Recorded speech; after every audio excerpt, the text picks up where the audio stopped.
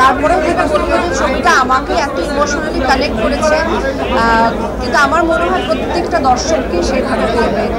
আপনারা সবাই খেয়াল করে দেখবেন যে ছবিটা দেখে বের হওয়ার পরে কিন্তু আমরা সবাই কিছু আমার মনে হচ্ছে মানে কথা বলবার মতো অবস্থায় আমরা নেই। তারপরে বলতে হয় যেটা প্রথমে আমি আসলে পুরো টিমকে অনেক অভিনন্দন জানাই।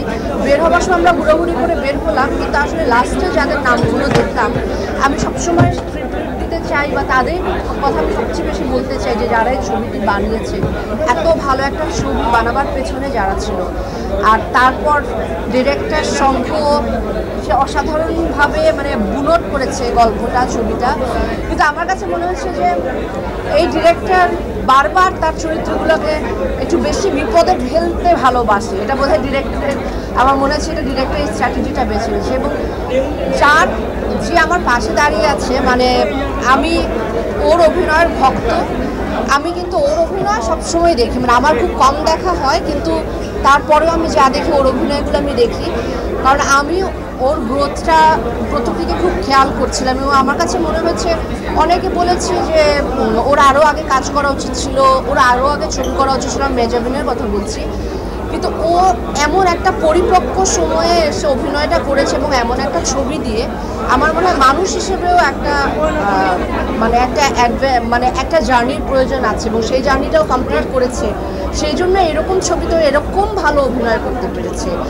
তো আমি আসলে আমার এখনও গুজবাম্পস হচ্ছে ওর যখন কান্না, ও যখন কাঁদে বা ওর যখন সিঁদুর মুছে দেয়, যখন শাখা ফেলে দেয়, আমার একবারও মনে হয়নি যে মেজাবিন তো আসলে অন্য একটা গোত্রের মানুষ, ও এই সনাতনী সম্প্রদায়কে আসলে দেখেনি, দেখেও বড় হয়নি বা এই এক্সপিরিয়েন্সটাও নেয়নি।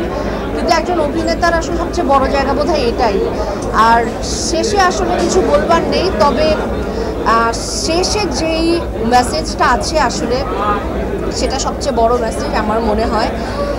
এর উপরে আর কোনো মেসেজ হতে পারে যে আমরা সবাই মানুষ, এবং এই সময়ে এসে এরকম একটি ছবি, এরকম মেসেজ খুব দরকার বলে আমার মনে হয়েছে।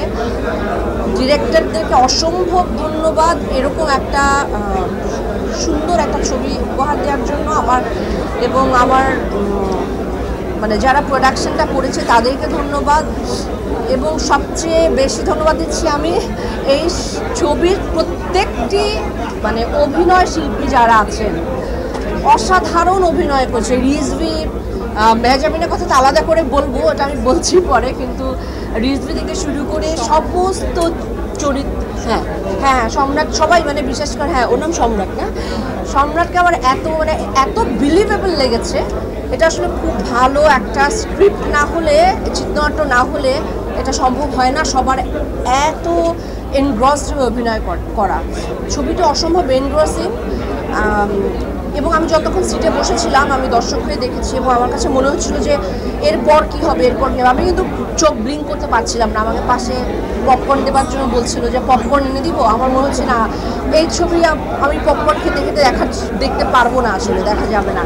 আর সবশেষে আমি মেহজাবিনের কথা বলবো, যার মালতীর কথা বলবো। ইনফ্যাক্ট আমার কাছে এখন ওকে মালতী হিসেবে আমি ওর জার্নিটা আবার শুরু করবো এবং আমি চাই যে ওকে আরও এরকম খুব অর্থবহ ছবিতে আমি আরও এরকম দেখতে চাই, অনেক অনেক বেশি দেখতে চাই।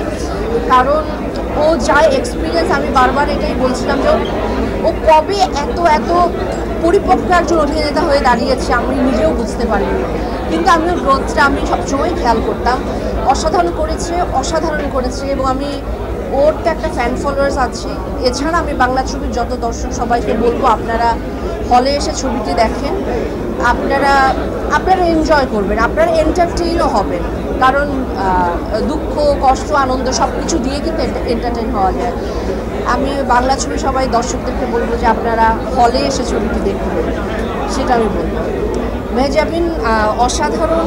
I am so proud of you, মাশাআল্লাহ, সো প্রাউড অফ হার।